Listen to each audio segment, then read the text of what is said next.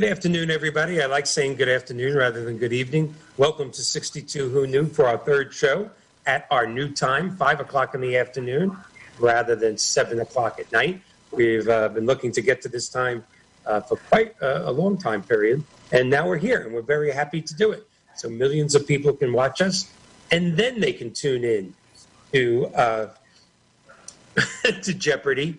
And what's the other one, John? Because everybody watches Jeopardy and Wheel of Fortune. So we were losing millions of viewers. But now we're at the right time slot. We want to thank everybody for being here. I am going to give a little scenario or a synopsis of our show, but not as long as usual, because I want our two guests tonight to have as much time as possible. This is, to me, going to be one of the most exciting shows we've had in the 18 months that we've been on the air. So just a little synopsis of what 62 Who Knew is for our newer viewers. This is what we are. Everybody, as they approach the age of 62, almost everyone, say about 99% of the public, has the same questions. The questions that I have, I just turned 62 just a week ago. The questions my father had, their father had. As you approach the mid to upper 50s, getting to that 62, have I saved enough money? Should I pay off my house? Should I take my Social Security, or should I defer to a future time for higher benefits? Do I need long-term care insurance? Do I still need my life insurance? And Medicare is around the corner. How about Medicare supplements? That's only a few years away. I mean, it just never stops. The diet, the this, the that. Every one of us, as we approach retirement, unless you're lucky enough to be in the top 1% of this world financially, every one of us, every generation, asks those questions and questions similar to that. And for my generation, we have one more issue to deal with, one more hurdle to jump. And what is that? That is the double-edged sword of longer lifespans. Today in America, if you live to be 62 years old, you literally have a 50-50 shot of making it to 90. You have almost a 40% shot of making it to 90s and beyond. And quite frankly, with the medical breakthroughs, scientific breakthroughs that are right around the corner that one of our guests tonight is involved in, that number is going to be way into the hundreds. So the premise of our show is simple. At 62, who knew you could still have half the time you've been here ahead of you? Our fathers and grandfathers and their fathers didn't have that. And that's the premise for this show, because you want that 30 years to be with a high quality of life, not just financially, but mentally, physically, emotionally. And every week we do our best to bring on people to help those last 30 years be the best 30 years of your life. And obviously the premise has worked, because we have built up to an audience of a little more than 80,000 per week. But if I keep having guests like I have tonight, who have both been on before but have never been on together, I think we're going to break that 100,000 mark maybe this week. So without further ado, let me welcome two people. Ladies first, Ms. Laura Banner, the founder of Compassionate Education, a national platform that deals with Alzheimer's and all types of dementia and how the family reacts, and just create some wonderful tools for them. Laura speaks throughout the country on this topic, and she's also founder of At the Window with Dementia, a podcast that has literally exploded nationally, where she gives out information directly to people that is heartwarming, and I think that's and helpful to them if they have someone in their family with Alzheimer's or another type of dementia. So we'd like to welcome Laura back. And at the same time, we'd like to welcome back one of our favorite guests, Mr. Richard Ensline, who represents the Weizmann Institute in Israel, which is one of the greatest I guess for lack of better terms, Richard, scientific and medical think tanks that have been involved in the invention and creation and the patenting of so many things that we use today to help cure diseases and help us have a better life. So, John, let's bring them both on if we could. And today we're going to talk about Alzheimer's. And I'm going to really let these two take over the show, quite frankly. And, Laura, when I found out that the Weizmann Institute was making such leaps and bounds, and not right there at a cure yet, but making such leaps and bounds. There's got to be families that would just go, that would be so happy to know that maybe, just maybe, there's a light at the end of this very dark tunnel for their loved ones. So welcome back, both of you. I know I've been saying for a year, I want you both on at the same time, but between your world travel, your millions of fans, it's very hard to get them together. It's just unbelievable. So welcome, both of you. Thank you for being here. And Laura, I'm really going to let you take over a little and ask Richard some questions. I might pipe in a little here and there, but believe it or not, the host is going to keep quiet for a while. So, Laura, I'd like you to talk to Richard about what's going on in the Institute, and maybe some of your personal experiences with this would really shed some light and some comfort to a lot of our viewers. Take it away, Laura. It's all you now. No pressure. Let me say thank you so much for inviting me back. I've been looking forward to spending some time and getting to meet Richard and talk to him and understand what the Weizmann Institute does and the information that they currently have available and what they're working on. So I am very excited to be able to talk to you, Richard. So without wasting any more time with me just saying hello, let me dive in and ask you some questions if that's okay. So I only know, and I'm embarrassed to admit this, but I only know of the Weizmann Institute through Michael. So could you tell us a little bit about the Weizmann Institute and specifically what their work is in terms of Alzheimer's and other types of dementia? Thank you, Laura. The Weizmann Institute is one of the world's foremost basic science research institutes located in Rehovot, Israel. It has a graduate school that offers Masters of Science, PhD, and postdoctoral degrees. It teaches in English. English is the universal science of language of science. But it's only the basic sciences: chemistry, biology, physics, computer mathematics, and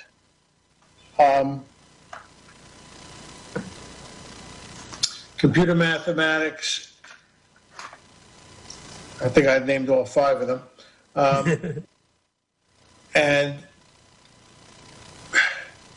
they work on the premise that they look to hire the smartest scientists they can find and let them have their academic freedom to follow the questions that they want to answer.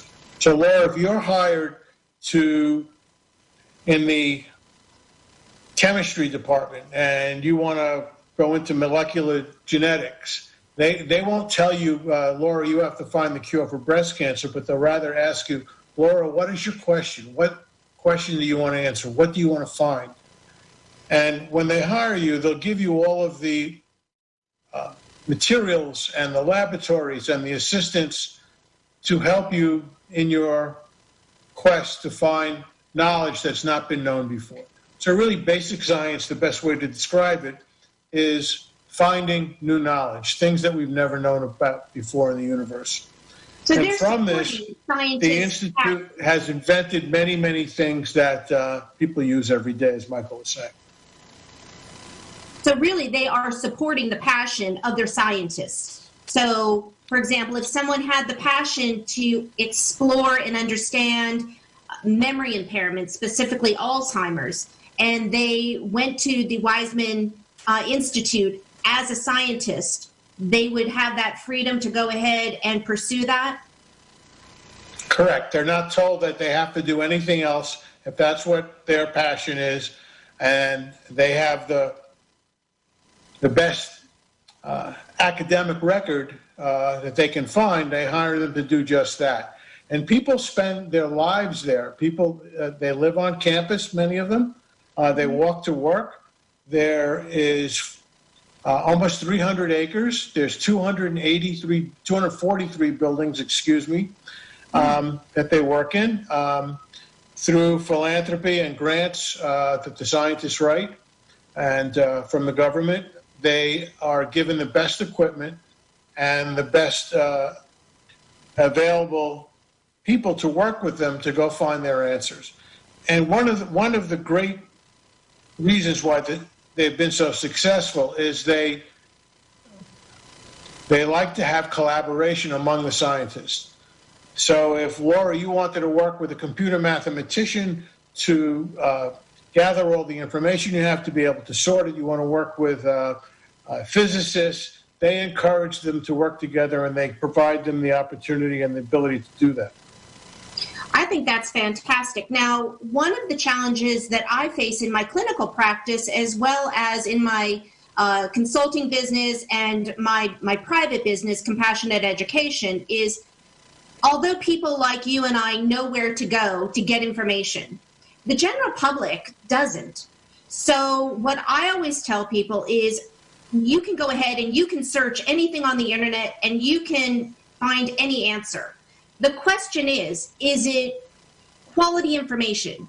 Is it true science that you're getting? So check your source, because really, unfortunately, anyone can post anything. And if you are not a good consumer of information, you might not understand the difference between information or news that you're finding on Facebook versus something that you're finding that is coming out of the Weizmann Institute or the NIH or some other very credible scientific foundation.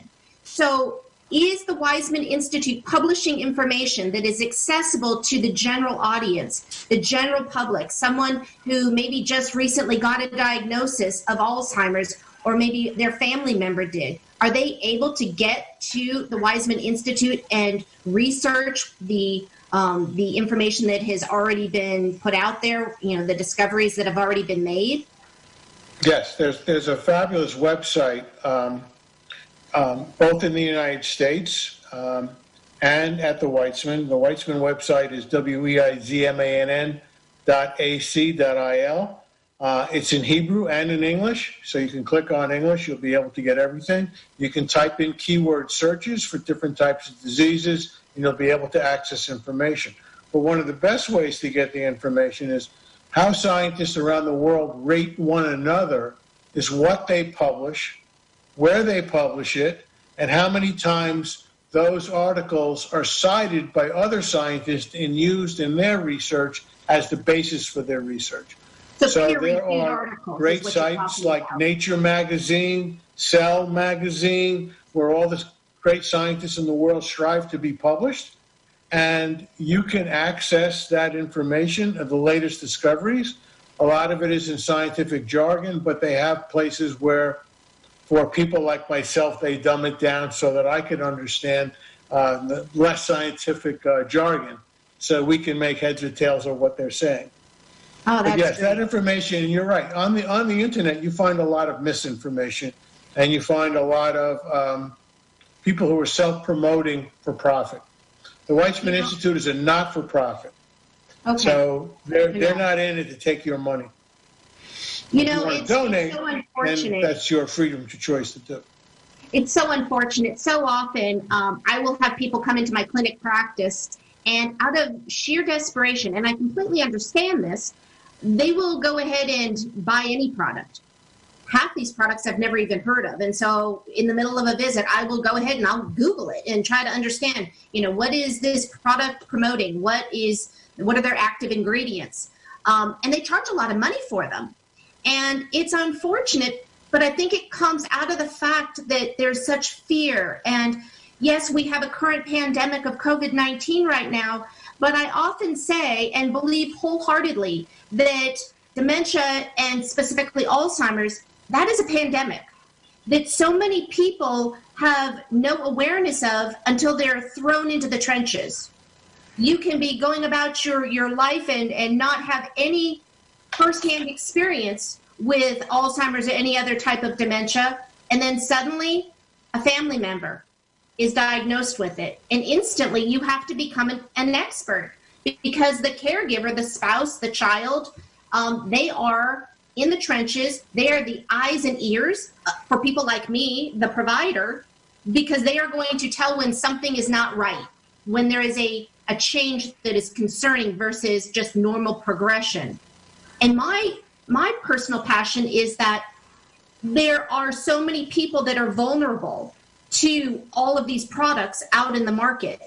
there's certain times in our life when we just expect that we are going to open up the checkbook, if that's not too passé these days, and we're going to spend money a little bit more than we would normally. And we expect to do that.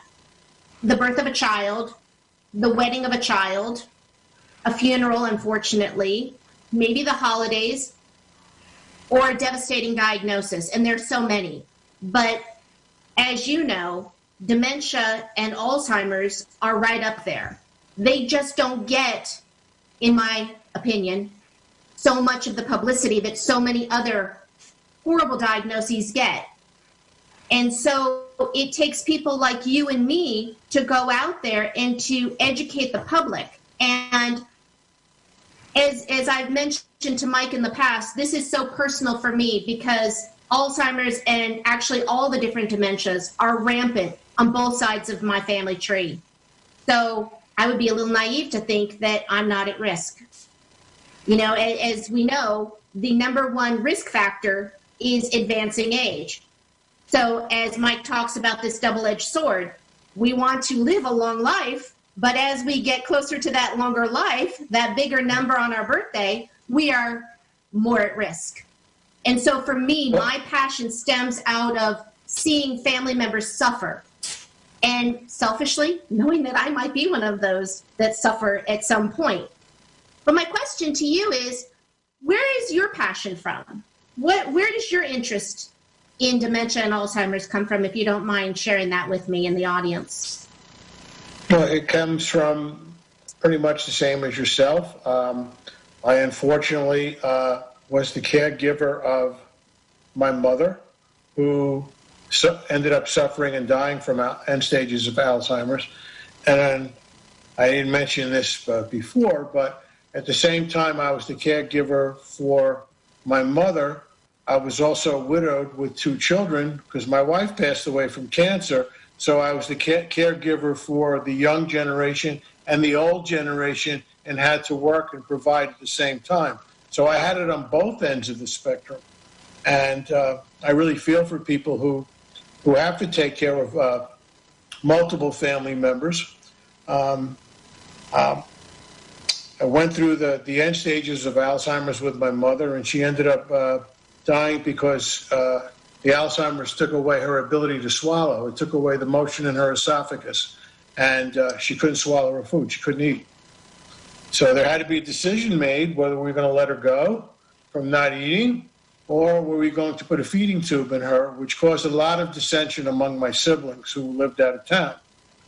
So it causes a lot of dynamics in the family that are very unpleasant, to say the least, and more so unpleasant as to have to make that decision for your loved one who is dying from that awful disease. Yes, I'm sorry you went through that. But it comes from personal experience, and one of the fallacies that is about Alzheimer's is that people think that in our systems, in our immune systems, that we can't cross that membrane we all have in the back of our necks, which is pretty much scientifically dumbed down to the blood-brain barrier. And a lot of people think that your blood can't get up into your brain, and that there's we know that Alzheimer's is a dysfunction of a healthy brain. So there's a scientist at Weizmann by the name of Professor Michael Schwartz, who's worked on this for many, many years, and she came up with the theory of neuroimmunology. And when she first brought this up, a lot of scientists thought, and a lot of her colleagues around the world thought that that this was not possible, that you couldn't cross the blood-brain barrier. And she found that from cerebrospinal fluid, from your spine, that you can cross the blood-brain barrier. And what she's working on is immunotherapy drugs that will supercharge your immune system to eventually melt the plaque off of your brain in the area that it's accumulating actually stopping or reversing Alzheimer's. And she's gone and shown this in experiments that you can see online. And I like to describe one of them quickly to you. She shows an experiment in stage 1 clinical trials with mice. And she takes young mice, and they hate water, and she puts them into a pool, and there's like a diving board that they can find their way to get up out of the water. And once the young mice find the diving board, you put them back in, they swim right back to the board. They remember where it is. Now, the old mice, you put them in, especially the ones that they know have memory impairment from tests, and they can't find the board. They'll swim around forever and never find the board. The ones who were treated with the immunotherapy, with supercharging their immune systems, they learn to find the board. You take them out of the water and put them back in, and they'll go right back to the board. They'll remember where that board was. So that was one of the first experiments that she did, and now she's done it in warm-blooded animals, and they're going to into humans now. So that's helpful. It comes from a basic idea of someone having, can I cross the blood-brain barrier? Can I get to the brain? Can I treat the brain? Can I supercharge the immune system like we're curing cancer now with immunotherapy? We all read about immunotherapy cures for cancer in the newspaper. Yes. There are drugs out on the market that we read about called Keytruda, Yescarta, that are on the market now, where they're taking your blood out of your body, centrifuging it. They're taking the cancer cells in the petri dish, treating them, and putting it back into your body, and it's curing certain tumors, certain blood cancers for sure. So they're using the same supercharging the immune system as in cancer treatments to treat Alzheimer's, to treat. You know, I know there's a lot of work being done with gut health and the biome in your gut, the good bacteria versus the bad bacteria, and keeping it in balance. And, you know, a healthy gut often translates to a healthy brain. So the immunotherapy, I think, is fantastic. We are way overdue for some new drugs in this arena, because the tools in my toolbox are very limited and very dated. And so certainly it's better than not providing anything, but I hope to see some new drugs on the market soon, and that would be fantastic. I will definitely be looking up those studies. Well, you bring up a very interesting point that you and I did not discuss before the show. The original studies on the gut microbiome come out of the Weizmann Institute. I would recommend everybody to go online and look up the studies of Professor Eran Segal and Eran Elianoff. Eran Elianoff is a medical doctor who went back for his PhD to be a researcher, and Eran Segal is a computer scientist. And long and short of it, they proved in many papers that they've written. The first paper was on artificial sweeteners, but they proved that the artificial sweeteners kill the good microbiota in your gut. And not only do they raise your blood glucose higher than real sugar when you test your blood sugar, it also causes dementia and hypertension. Otherwise, all those synthetics are good to put in your coffee. But I'm being facetious. But they've gone on now to show in studies recently that there are great interactions with the drugs we take with our microbiome. We can take too much antibiotics. We can kill the good bacteria that we need in our gut. And they've gone on to show and published in some of the magazines that I told you about, especially in Nature and Cell. Their articles have been published and read by scientists all over the world. So yes, there's a tremendous interaction of the gut microbiome to our whole system. Yes. The gut, the DNA in the microbiota in your biome, your gut biota have more DNA than our bodies, and they interact with each other. So most people don't even know that the bacteria have DNA and have more DNA than we do. So there is an area of medicine called functional medicine that is gaining a lot of popularity, and functional medicine actually goes back and looks at the cause of the cause. So it's not just treating an issue. It is, for example, if you have reflux, heartburn, instead of looking at what foods you're eating that's causing it, they're looking at what is actually happening within the body prior to the food being ingested that results in heartburn or reflux. And so functional medicine, I actually make a lot of referrals to functional medicine. It is very time consuming what they do, but they are doing some significant work.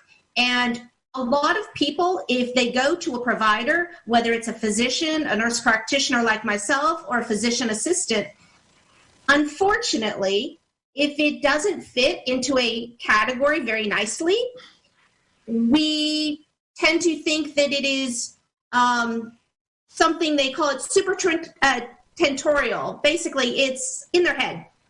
There's a lot of diagnoses that we can't make sense of, and therefore, if we can't make sense of it, it doesn't exist because we don't like not being able to put a label on something and being able to treat something.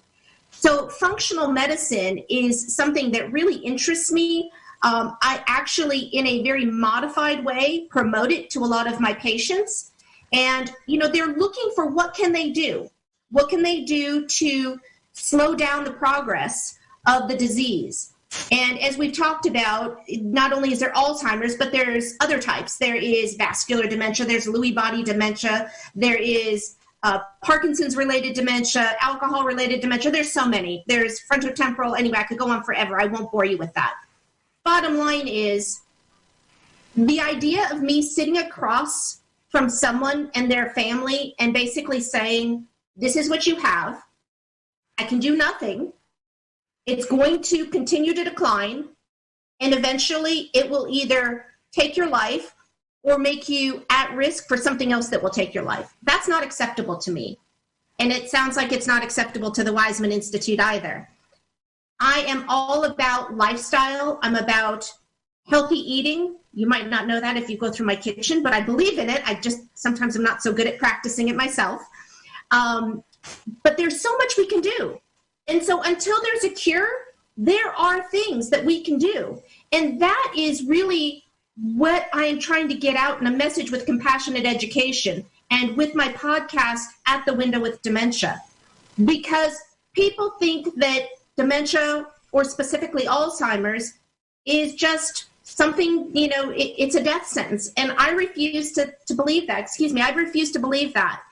I think there are things we can do. We may not be able to reverse it or even stop it yet. But in the meantime, we can certainly make an imprint on that journey that someone has as they go down the road with dementia or Alzheimer's.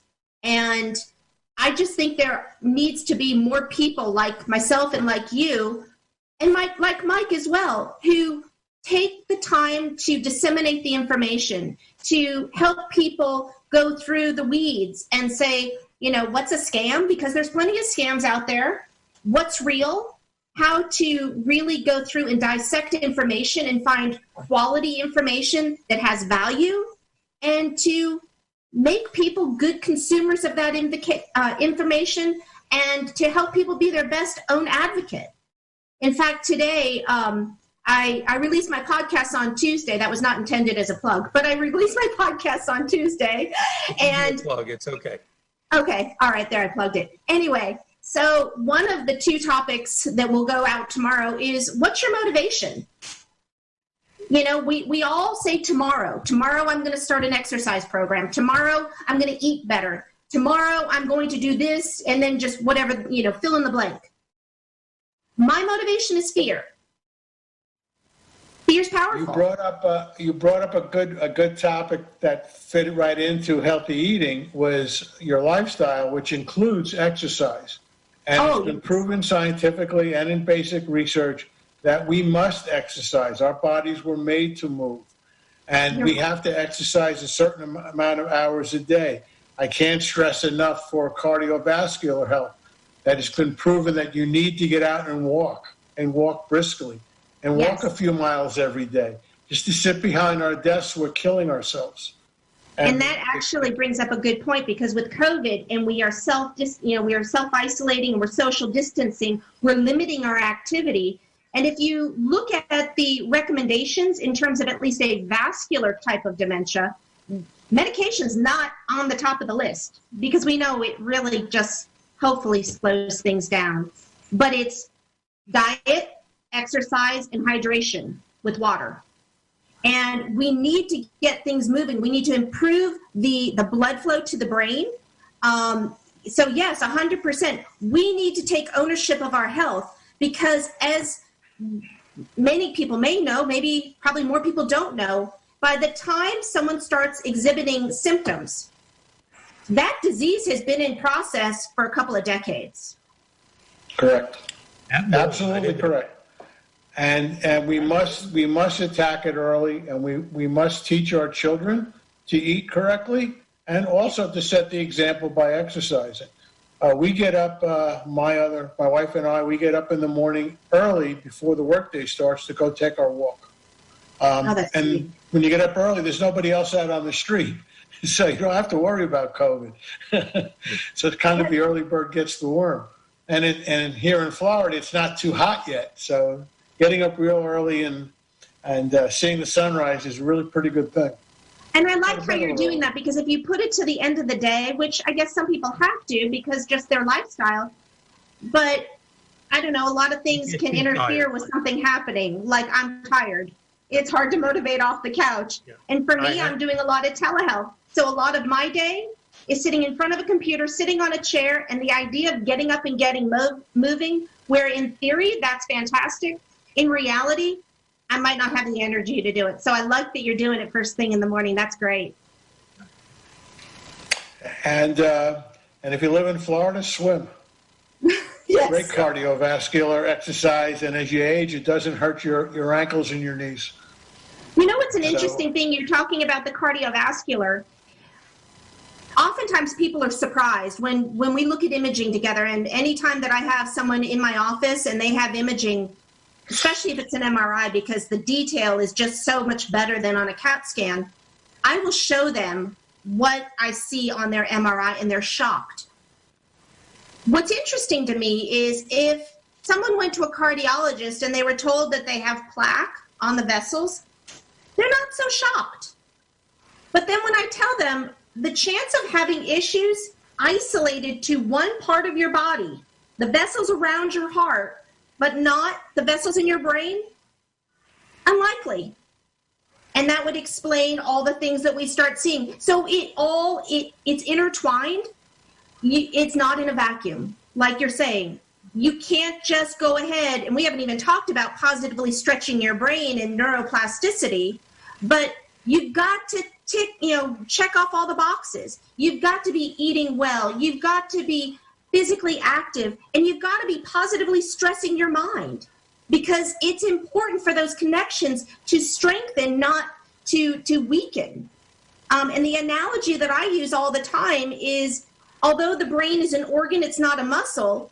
If someone was an athlete and they were training for a triathlon and they're running a lot and they have those nice big calf muscles, and then suddenly for whatever reason they can't run anymore, what's going to happen to that muscle?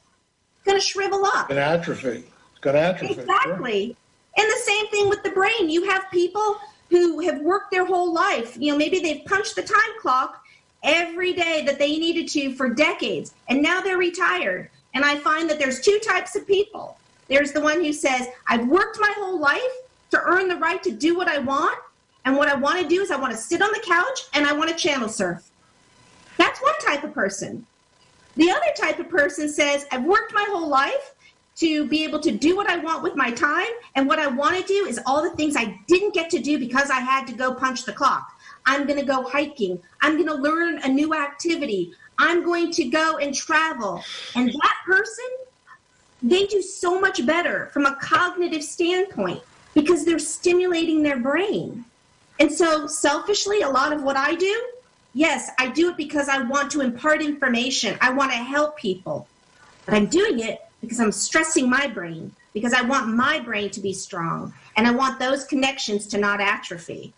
So are you seeing a lot of that? We can do the same thing the scientists are doing. We can read and find new knowledge. We can read travel brochures. We can read novels. We can read nonfiction. But you must read. You must continue using your brain. It's another form of the muscle. You have to use it. Use it or lose it. Use it or lose it. It's so true. You know, you see a lot of women, they have young children, they stay at home in the early ages of their children, and we start talking this vocabulary that are, you know, it's like childlike. We use child-friendly words. And then they go out in social environments and they say, excuse me, I want to go to the potty. Not really adult language, right? It's because they have not been using adult words and they have lost that art. They need to go back and they need to practice. They get there. They do fine. I know it happened to me. It happens to a lot of women. You know, you ask, it's very, very common. But the brain needs to be stimulated. And if it's not stimulated, it gets weak. And we forget. And we struggle. And we can't retrieve. And then when you can't retrieve, anxiety kicks in. And what does anxiety do? It pushes that word farther away. And what does depression do? Depression just makes everything worse. And so you're right, especially in this time of COVID-19 and lack of human interaction and socialization, we have to create ways to stimulate our brain and keep those neurons firing. Yep. It's reading and exercising for me. I tell you, there's another new, when you talk about new knowledge, there's another topic I wanted to hit into, and that's stem cell research and the knowledge that's come out of that whole field. There is a type of stem cell, and I don't want to maybe get too technical, maybe I will, but all your cells in your body have the ability to become one of 220 different cells in your body.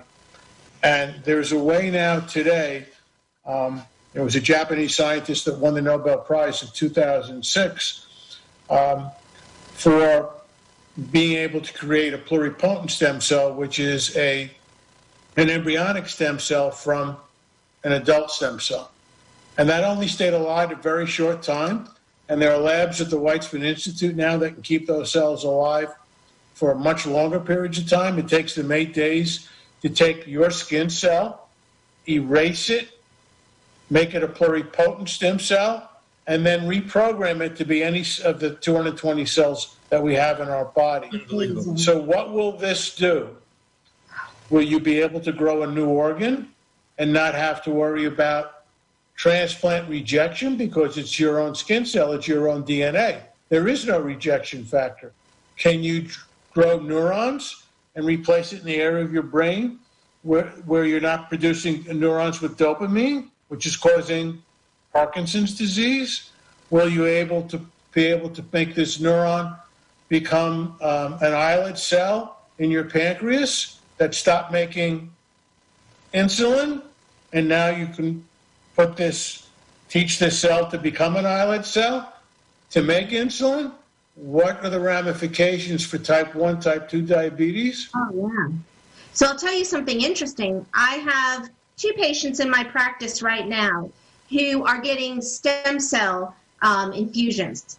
I don't know where they go. They will not tell me because they're afraid. The person who's doing it, I don't know what the parameters are.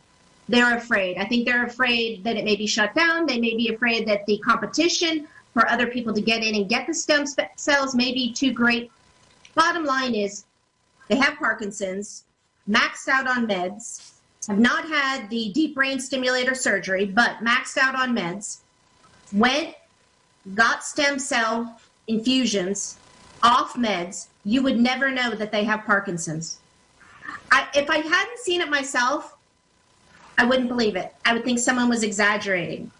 The only reason I bring that up right now is because I agree with you. The possibilities are far beyond anything we can even think about right now. It's fantastic. And I hope that all of the research comes to fruition in my lifetime, because I would love to see all the things that they can help with stem cell. Well, I think, and I'm guessing here, but one of the reasons why your patients don't want to tell you where they're going, what they're doing, it could be embryonic stem cells from cord blood, and in some places it's not legal, and there's ethical questions about when you get into life and the placenta and where the blood comes from. But if it's coming from your own skin cell and it's being reprogrammed, it's your skin cell. It's your cell. We're not taking it from... You're just repurposing your skin. From the umbilical cord. We're not taking it from a baby. Yes. We're creating it from you. There are no ethical questions there with You're that a kind self-donor. of research. So this is, again, when I opened up with finding new knowledge, I asked the last president of the Weizmann Institute, who just retired about a year and a half ago, I asked him, how much of the world's knowledge do you think that we know? Knowledge of the universe. And he blew me away by saying, probably only 4%. That means 96% of the knowledge that's out there to be learned hasn't been learned yet. So we go and increase our knowledge and increase our brains and then use this for society. Where can we go as a people? So to me, it's education, education, education, read, learn, and practice. Richard, if you would, we're doing good on time, but you brought up some things a couple of weeks ago that brought us into the realm of Stephen Hawking's. Well, of course, in my realm, that would be Gene Roddenberry and Star Trek. We were talking about quantum physics, quantum mechanics, quantum computer technology. I mean, this is 23rd century stuff that is happening in Israel right now. And I tried to explain it to Laura after the show, but ultimately failed, I'm sure, miserably. If you could talk just a little bit about that. Laura, this is incredible what they're doing. Well, the world of quantum physics runs on different laws. So just to give the audience a quick little physics 101, we all took ninth grade general science, and we learned about solids and liquids and gases. And in ninth grade, we all boiled water, and it became a gas. It steamed up. Yeah. That's the laws of matter, but those laws do not work in the quantum world. The quantum world, the world of atoms. So the laws of physics as we know it in solid state matter or gases or liquids are not the same laws in the quantum world. So very quickly, I was in last year in laboratories that are working on quantum gates, quantum computers. They're working on being able to send information on atoms. I've seen atoms charged electrically, and they take pictures of it because it's magnified tens of thousands of times, and you can actually see the atom suspended in a little box where you're viewing. And they can put information on those atoms and make the information travel on photons. Photons are beams of light. Light travels at 187,000 miles a second. Think about the information that you'll be able to put on atoms and send it that quickly. So I jokingly said to the scientist who showed me his laboratory, I took my phone and I said, Scotty, beam me up. He said, we're working on that too. So, so there's whole new worlds out there that we don't know. Companies in America like Microsoft and Google, they're in the race for quantum computing, because whoever gets the quantum computer first will be able to break any encryption, because you'll be able to solve the most difficult algorithms that protect the encryptions. China is working on it, and Israel knew it had to get into the game also. So it's going to be militarily very important. It's going to be very important as the knowledge of the computer world expands. I asked the scientist, how big is my computer going to be? And he took out the key fob of his car. Wow. So, that amazing? Stay tuned, because when we laugh about Star Wars and Gene Roddenberry's great series on TV and Star Trek, it's not too far off. It's what the new knowledge and what these people can conceive. And these are great scientists from all around the world that are doing this. But it was a thrill to be in those labs. I've got pictures of the inside of those labs. And the scientists that you deal with and talk to there are just absolutely amazing. And you're basically talking about young people in their, when I say young, in their mid-30s to mid-40s. It's a whole new world that the next generation is going to bring for us. And it's exciting because one of the things that I talked about with the president of the Institute is about as we get all this new knowledge about our body and what the cells do and what the stem cells do, and we get all this knowledge on everyone's genome, enabled now to even splice the genome like we splice 35 millimeter film. And now I'm talking about CRISPR, which I'll stop here for a second.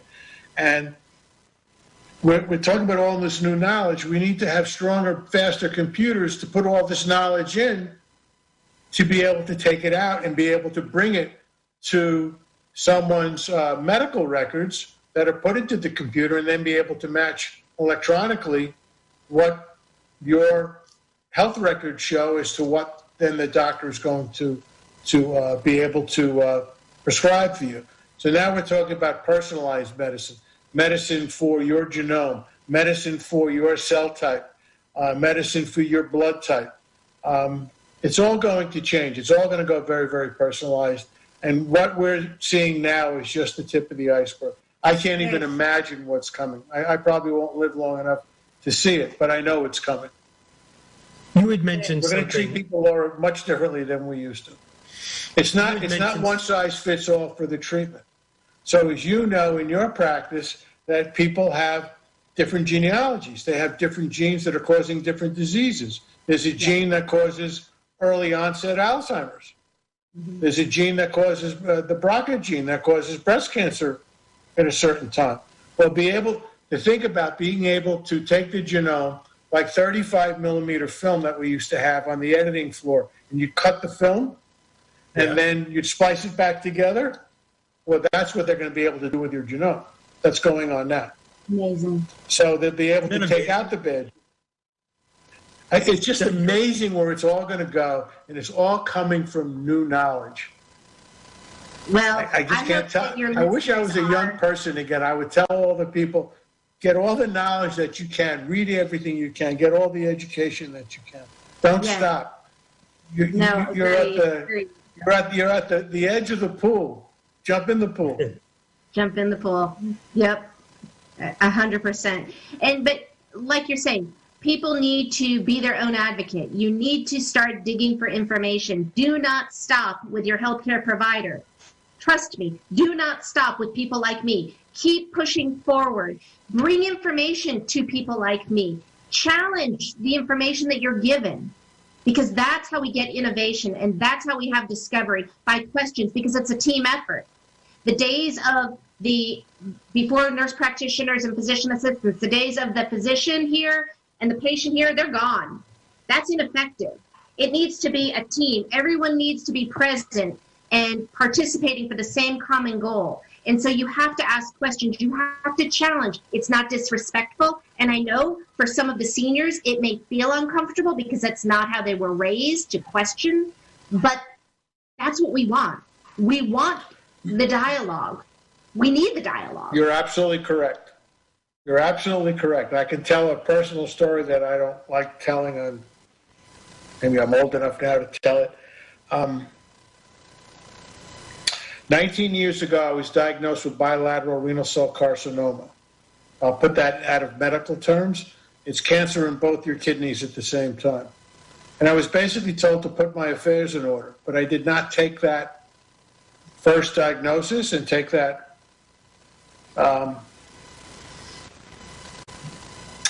as gospel, and I did my own research, and long story short, I found a doctor and a team of doctors who operated on me for 10 hours with 7 different doctors, and they removed the cancer. They took out my right kidney in its total, and they partially took out part of my left kidney. I live with half a kidney now for 19 years, and I live a normal life, just gave up certain foods and drinks and medicines. Congratulations. But to your point, Laura, don't take the first opinion, because the first opinion I would have just bought my own grave.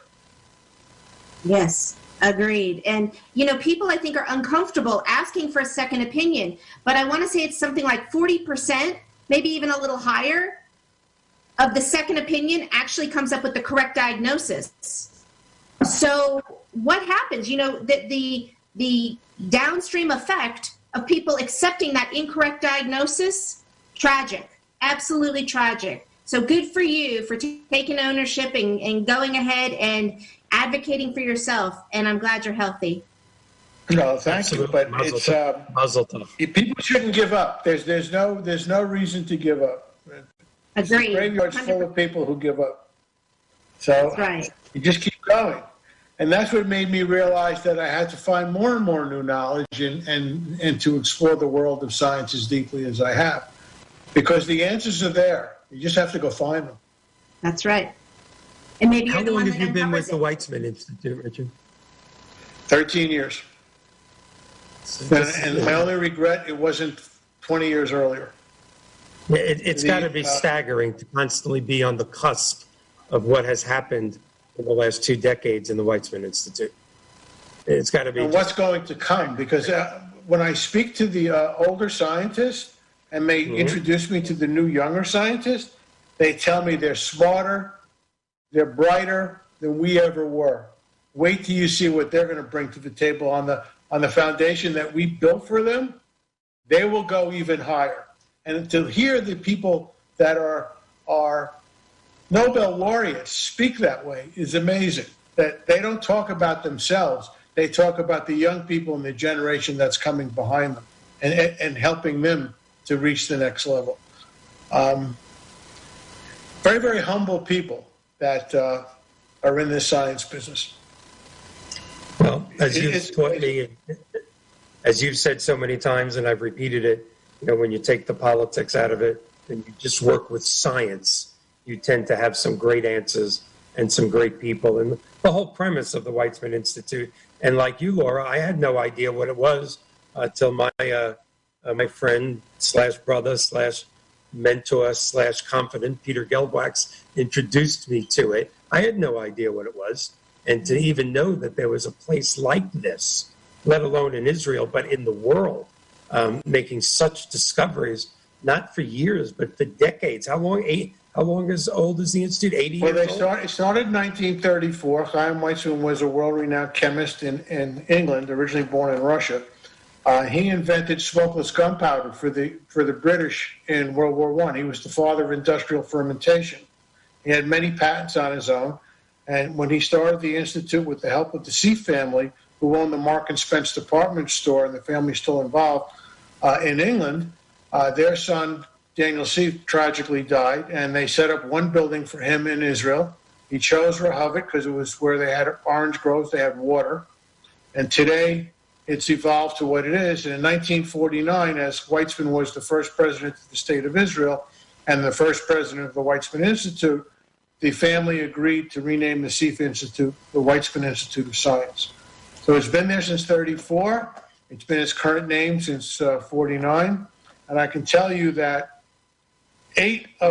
7 of the top 25 selling drugs in the world by revenue were invented at the Weitzman Institute and licensed to major pharma companies. So you don't know that it's a Weitzman drug because it may say Johnson & Johnson or Abbott Labs or AbbVie or Amgen on the label, but the patents were from the Weitzman Institute of Science, and they're still coming very strong. They're averaging being granted 2 patents a week. Not applying for, granted. We're losing you, Richard. I see you right here. Okay. Okay. You see me now? They're averaging being granted 2 patents a week. 2 patents a week. That's incredible. And so many people. Yeah. Go ahead, Laura. I'm sorry. But there are other places in the world that also are like Weitzman. The Rockefeller University in New York is a basic science research institute. It has more Nobel Prize winners than any place in the world. You have the Pasteur in France, the Max Planck in Germany. Those are the basic science research institutes in the world. The Karolinska in Sweden and the Weitzman. And I would say those are the top 6 from year to year. And you have great scientists. And what's really heartening for me with COVID is the scientists are talking to each other openly. They're not waiting to patent or publish. They're doing open science research and sharing their information. So I think, again, even for COVID, the answer will come from science. From where? I don't know. But it will come from science, not from politics. It'll come from science. Laura, I'm thinking a family trip to Israel and a tour of the Weizmann Institute. What do you think?